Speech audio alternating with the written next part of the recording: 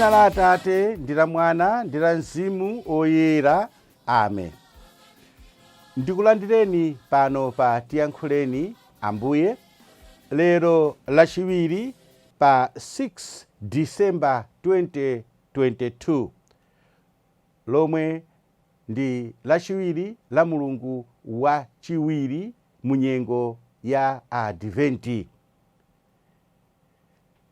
Mawu oyamba tidzawerenga kuchokera m'buku la mneneri Yesaya mutu 40 ndime 1 mpakana 11. Ndipo mawu a mthenga wabwino tidzawerenga kuchokera mthenga wabwino wa Ambuye athu Yesu Khristu monga adalembera Mateyo mutu 18 ndime 12 mpakana 14. Mutu wa mawu athu alero tasankha kuti ukhale uwu: chifundo cha Mulungu nchopanda malire. Chifundo cha Mulungu nchopanda malire. Amene akutiwerengera mthenga wabwino komanso kutigawira mawu ndi Reverend Father Joseph Kimu, a director a Radio Maria Malawi. Ambuye akhale nanu. Mawu a mthenga woyera monga adalembera Mateyo. Mateyo mutu 18 ndime 12 mpakana 14. Pa nthawi yomweyo Yesu adati, tsono mukuganiza bwanji? Munthu atakhala ndi nkhosa 100, imodzi nkutayika, kodi sangasiye 99 zina zija m'phiri kukafunafuna imodzi yotayikayo?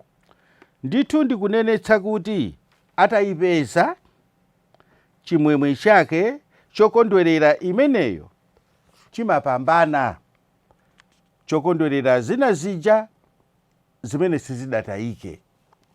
Chonchonso Atate anu amene ali kumwamba safuna kuti ndi mmodzi yemwe mwa anawa atayike. Mthenga wa Ambuye.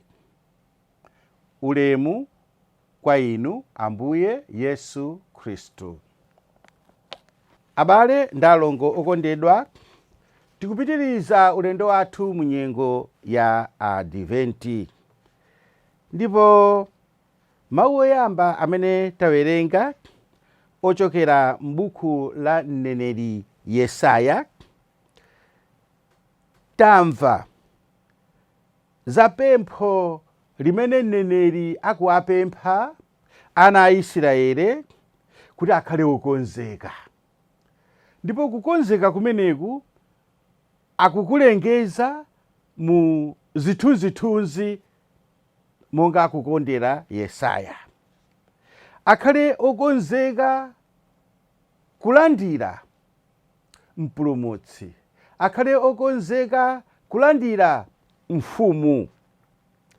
Ndiye kukonzeka kumeneku akukuonetsa ngati kukonza njira. Tiwerenge: konzani njira yachauta mthengo, lungamitsani msewu wa Mulungu wathu m'chipululu. Chigwa chilichonse achizaze, phiri lililonse ndi gomo lililonse alitsitse, dziko lokumbikakumbika alisalaze, malo azitunda awasandutse zidikha. Ena mwa ife amene tinakhala moyo pa nthawi imene tinali ndi President Hastings Dr. Banda timakumbukira kuti President akamapita ku dera lina lake, mwina pasanafike mulungu umodzi, kumapita kumene kuja matrakta, magreda, kukonza nsewu kuti presidenti azayende mwabwino ndi nduna zake ndi magalimoto ake. Pa nthawi ya adventi ino ife sitikuyembekezera presidenti amene anafa ndikuwola m'manda, koma tikuyembekeza president, tikuyembekeza mfumu ya mafumu imene idafa koma idauka kwa akufa. Ndiye mawu amene Yesaya akunenawa akhale osati okonzekera nsewu ngati misewu imene timayiona ife, koma akhale otikonzekera nsewu wa mtima wathu, chifukwa mpulumutsi amene tikumdikirirayo, amene akubwerayo, azayenera kuyenda mu mtima mwathu. Ndiye ifenso tsopano mu njira yolapa tikonze njira yathu. Ino amene munayamba mwakhala kudera kumene kunafika kampani yokonza msewu, mutha kundivomereza kuti pamakhala makina osiyanasiyana, ena akulu, ena ang'ono, ena magreda, kaya zimakatapira, mpaka na ena mabomba kuphulitsa miyala kuti msewu ukonzeke pamenepo. Choncho moyo wa inu ndine pa nthawi ino ya adventi tione chimodzimodzi kuti mpulumutsi amene akubwerayo, kodi ineyo ndiyenera ndithu kupeza chigredala, ndiyenera ndithu kupeza chibomba kuti chiphulitse zoyipa zimene zili mwa ine, ndiyenera ndithu kupeza chikatapira kuti chizule zimitengo zimene zili mwa ine. Choncho mawu a Yesaya atithandize ndithu kukonzekera bwino kubwera kwa mpulumutsi wathu Yesu Khristu pa nyengo ino ya adventi. Mawu a muthenga wabwino tikuona kuti maganizo a Mulungu ndi osiyana ndi maganizo a ife anthu kwambiri, chifukwa fanizo limene likuperekedwa lakuti munthu akusiya nkhosa 99 ndikupita kukasakasaka imodzi imene yasochera, ndi maganizo osemphana ndi maganizo a ife anthu. Chifukwa ineyo ndinene muona, nditakhala kuti ndili ndi nkhosa 100, imodzi ndiye yasochera yatayika, ineyo kuti ndisiye 99 izi ndikasakesake imene yatayika ija, ndinene zoona kuti zizandivuta, chifukwa ndizaopa kuti nangasopano 99 ndazisiyazi, ndikamabwerera nkupezanso kuti zimene nazonso zasochera, ndiye ndiluzatu, ndiye ndizangoti basi iwe amene wasochera zako zimenezo, koma ndibwera ndisunge 99. Mukuona maganizo a ine ngati munthu, koma maganizo a Mulungu akuti ayi, nkhosa imene yatayika ija, nkhosa imene yasochera ija ndiyofunikiranso kwambiri. N'chifukwa chake tanena kuti mutu wa mawu athu a Mulungu alero ukhale wakuti chifundo cha Mulungu nchopanda malire. Izi zikutanthauza chiyani?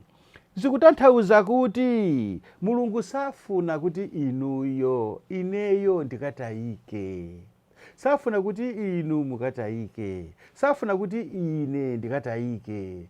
Ngati inu mukatayika, n'chifukwa chakuti nokha munasankha kuti nditayike, koma Mulungu wakufunani monga m'busa uja amafunafuna nkhosa yotayika.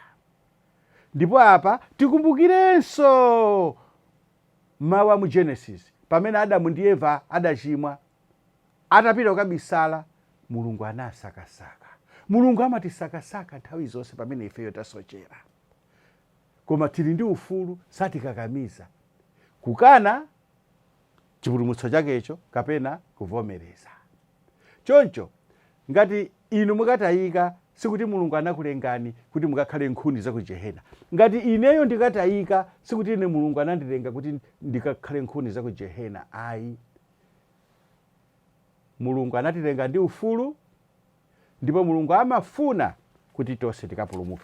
Ndipo Ambuye Yesu anenetsa kumapetoko, Mateyo mutu 18 verse 14, anenetsa pa Ambuye Yesu kuti chonchonso Atate anu amene ali kumwamba safuna kuti ndi mmodzi yemwe mwa anawa akatayike, Mulungu safuna kuti iweyo George ukatayike. Mulungu safuna kuti iweyo Serafina ukatayike. Mulungu safuna kuti ine bambo Kimu ndikatayike. Ngati nditi ndikatayike ndasankha ndekha, koma Mulungu akufuna tonsefe kuti tikapulumuke. Ine ndimayerekeza chithunzithunzi chimenechi ngati kuti kumwambako kuti chiholo ndiye muli mpando wa aliyense. Ndipo mpando wa aliyense panali papo dzina. Kimu, kaya Mateyo, kaya Luka, kaya Pitala, kaya ndani. Motero kuti tonse tayitanidwa ku chiphwando chimenechi. Ndiye mwina zikakhala zochititsa manyazi kuti anthu afika kuja aona kuti pampando apo pali Joseph Kimu, koma mwini wace palibe. Ndi azifunsa ali kuti mwina ali kwina kuja. Tonsefe tayitanidwa. Mulungu akufuna tonsefe kuti tikapulumuke. Ndipo Mulungu watikonzera malo, ndipo kuli malo ambiri aliyense ake kuti tikakondwerere. Ndiye pamene tili kuyendabe pa ulendo umenewu wa Adventi, tizifunse, ine bambo Kimu ndasankha chani? Nanga inuyo amene mukutsatira mawu amene wa apa tiyankhule na Ambuye, mwasankha chani? Kodi mwasankha kupulumuka kapena kutayika? Koma mudziwe, tiwerengeso mawu amene Ambuye Yesu anena. Chonchonso Atate anu amene ali kumwamba safuna kuti ndi mmodzi yemwe mwa anawa akatayike. Amen. Ndimakupatsirani ndine bambo Joseph Kimu. Ambuye akhale nanu. Madalitso a Mulungu amphamvu zonse, Atate ndi Mwana ndi Mzimu Woyera akutsikireni nonse ndi kukhala nanu nthawi zonse. Amen.